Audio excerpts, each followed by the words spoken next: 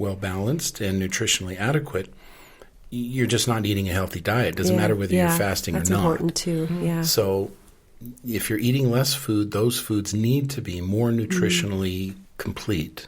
Okay. I know that's how I do mostly intermittent fasting, but just because I'm not a breakfast person. Yeah, I'm not either. Yeah. I like breakfast food, but not in the morning. But then, there are days I wake up and I'm like, I got to eat today.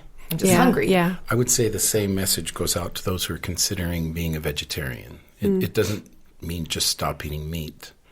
I can have the bun. I just can't have the burger. Yeah, right. I'll eat the fries. I've seen that so much. Oh my goodness, so over donuts carbs. and bagels are great because I'm a vegetarian. Yeah. It's like, no, you need fruits and vegetables foremost every meal. Right. And adequate protein means beans and rice all the time. Yeah. If you're going to eat like a vegetarian, feed yourself like a true vegetarian. Just don't be meat phobic is really all you are. Well, and like peanut butter, is that a good protein source if you're a vegetarian? It's incomplete, but it's fine. Something you can add. Yeah, it doesn't matter. It's we're good. Assuming right.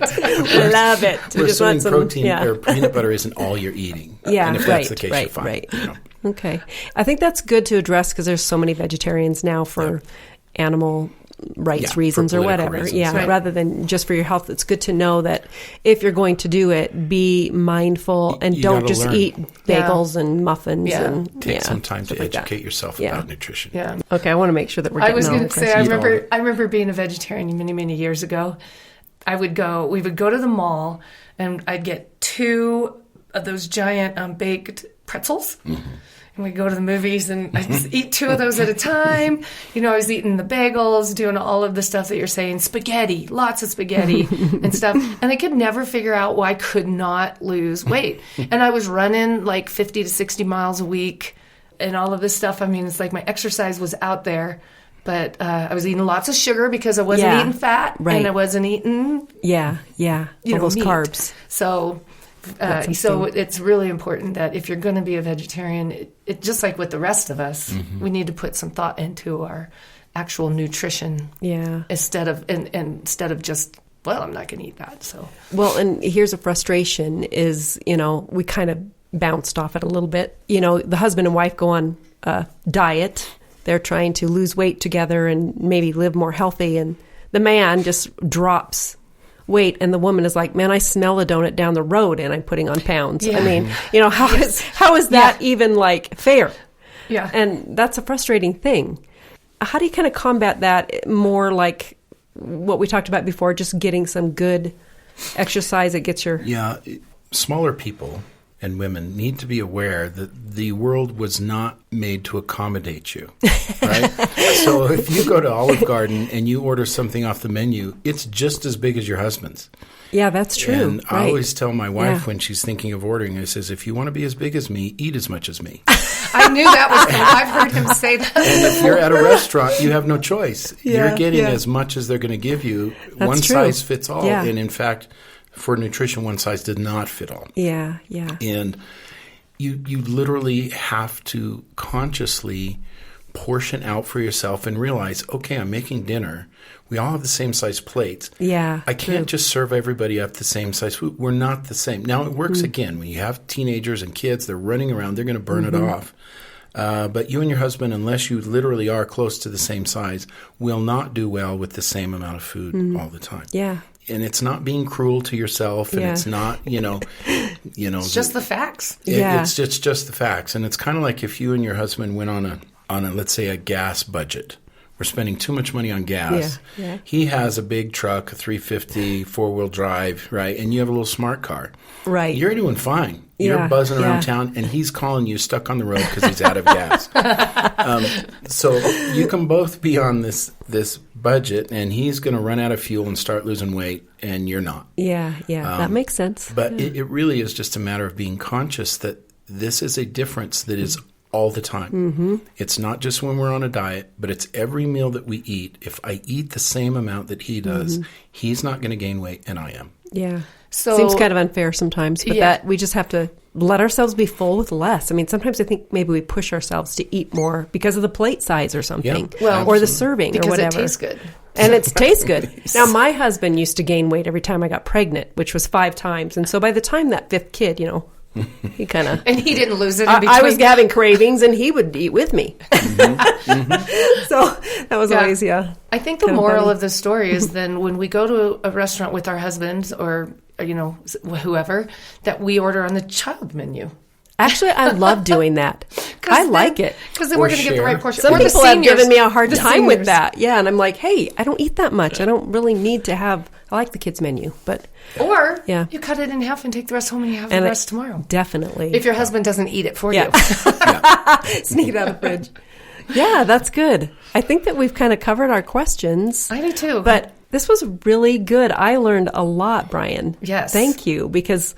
Yeah, I had some real good aha moments, and it's going to be helpful for me too. And I hope it'll be helpful for our listeners. It's kind of like the X-Files with dieting. The truth is out there, and you just have to be able to recognize it amongst all the misinformation and understanding that dieting is for profit. Right? Oh, yeah. It's a $1 billion industry. Yeah. And so they're going to tell you anything that they want if they think it'll part you with your money. And so, we are bombarded. And I think the diet industry is a psychological industry. Yeah. They know how to manipulate things, manipulate people, make things seem a certain way, and make it look truthful or believable. And we buy into it. And they tell you that the cause for failure is not you, but the diet that you tried last. Yeah, right. When, unfortunately, and it makes you unpopular, it's like diets don't fail, dieters fail. Yeah, And, a lot of us women who have dieted our whole life, we fail over and over and over again.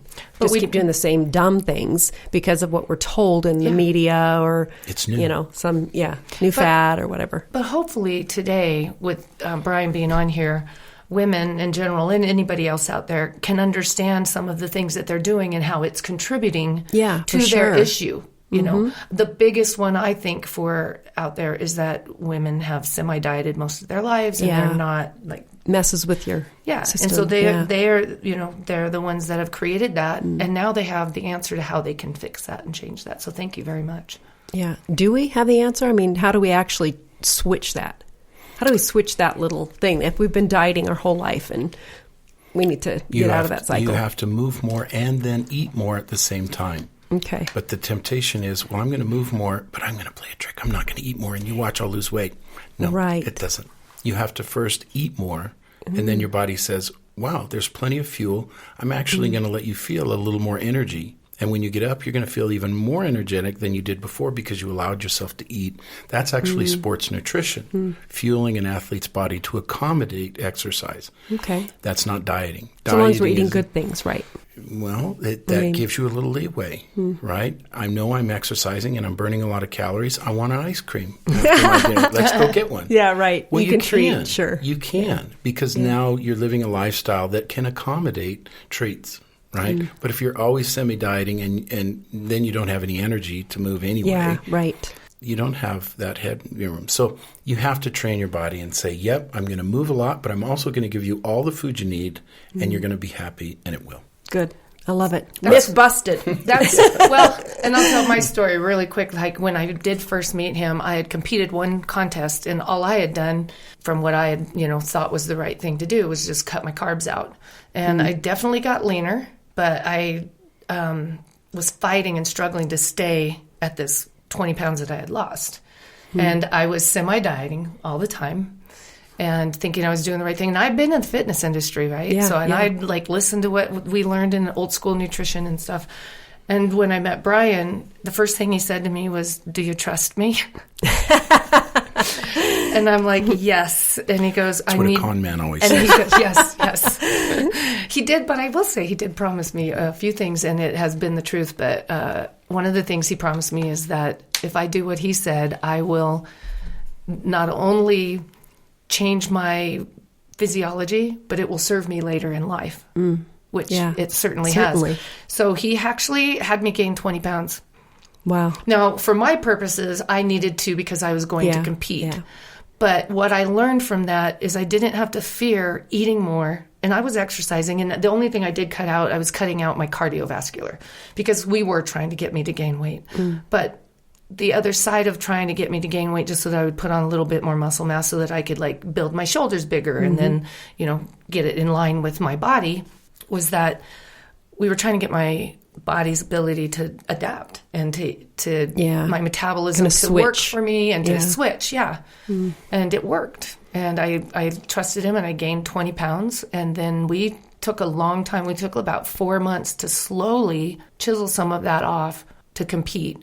And it was done very methodically. It was done keeping track of carbohydrates and, all of my food, my macro and micronutrients and whatnot, and then adding exercise in. But it's the same, what he's saying, it's the same. Yeah. We don't want to make our bodies feel like they're starving. I had to give it food. Yeah, scarcity in our body. Yeah. I remember reporting that the first time that I hit 2,000 calories and 300 grams of carbohydrates.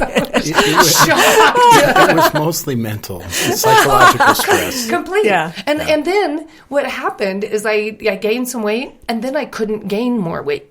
I was having a hard time. Because the body's metabolism increases to accommodate the additional calories. Yeah. Then you're like most men, you're like most kids. And then when you pull the rug out saying, now you think you have all you need, we're going to drop some carbs a little bit, the body goes, oops, and you lose weight unintentionally because it was used to spending. Right. And it's very similar to money. I always think of money as a good analogy, but Okay, tell us that analogy before we close. The money analogy. It's just the opposite way.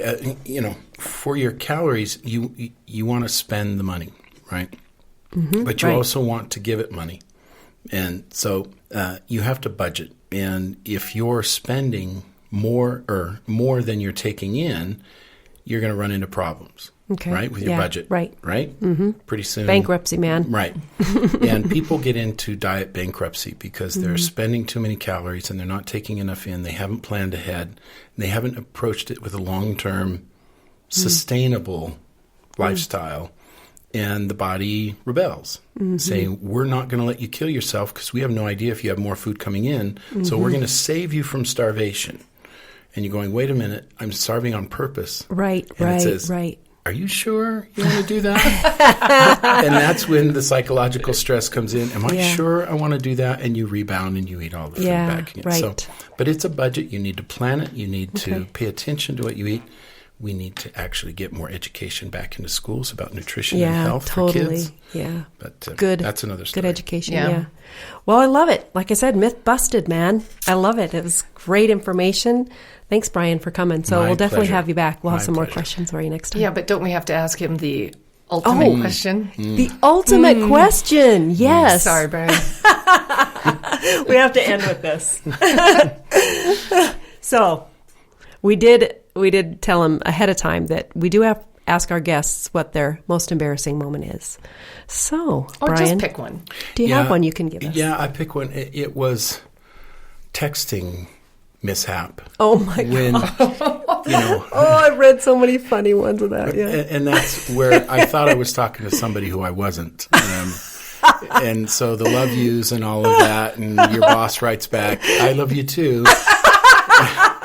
And you go, oh, sorry. Whoops. Yeah. So That's always hit the back so that you're not stuck on that page texting a certain person. Oh my gosh, I've done that so many times. Everybody does that. And like you said, you never know who it's going to go out to, and you're like, I know. And some of the the series changes of our words is like, oh my. Oh, that's happening. That is just You're scary. talking into Siri and then you send it and you're like, what? Should have checked that first.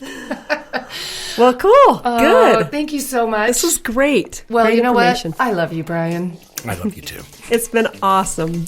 So thankful to have you. And thanks I love for you. coming up. I love you too, Lori. Love you too.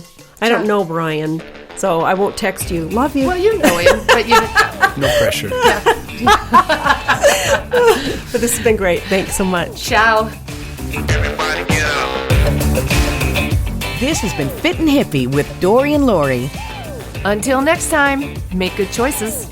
Don't forget to share and subscribe if you like our podcast, and you can find us at fitandhippie.com. That's fit in, the letter in, hippie. And you can find me, Lori, at Mom to the Nines, which is mom, the number 2, the word the number 9, and an S.com. And you can find me, Dory, at DoryMadsen.com. That's DORI Madsen.com. You know, Dory, the fish.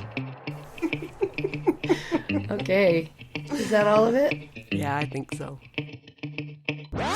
Sean, could you come in and push the button?